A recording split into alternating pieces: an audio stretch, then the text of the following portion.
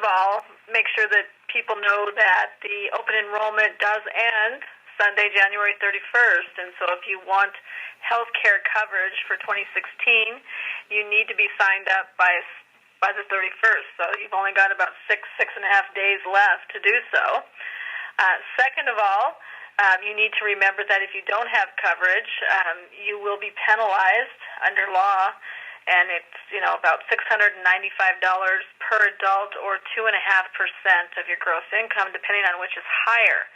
So there's some real incentive there, I think, to make sure that you do have qualified coverage. Now, let me say, qualified coverage, all the plans that are offered in the new marketplace, which is healthcare.gov, they are all qualified. They do meet the minimum threshold in terms of coverage. Some of the short-term plans outside of the marketplace or healthcare.gov do not meet those minimums. So if you are looking at purchasing a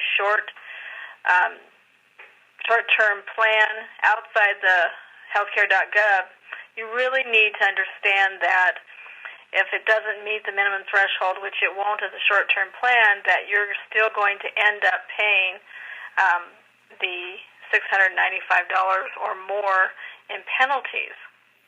So in addition to your premiums for the short term, because it doesn't comply, you'll also have to pay the penalty, is that right? Right, and I think that's what happens is people are attracted to the short-term policy because it's got these lower monthly premiums, but they're not understanding and realizing that those plans do need to meet the minimum threshold so that you're not going to be penalized. So the message to the consumer is that if you are being presented with a short-term policy or any policy outside of the healthcare.gov, and to make sure that you are meeting the minimum threshold with that plan, you want to ask 3 questions. Is renewal of the plan guaranteed? Is there a lifetime or annual payout limit? And finally, does the plan cover pre-existing conditions? If the answer to any one of those 3 questions is no, then it will not meet the minimum threshold. Okay. Therefore, you will be penalized. So if we have already signed on to something like that and don't realize that we're going to be fined, what do we do?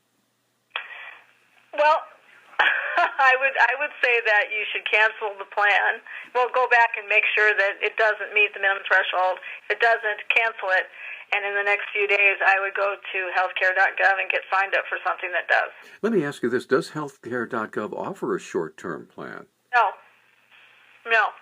No, because everything that is offered under healthcare.gov meets that minimum threshold. It's a qualified plan.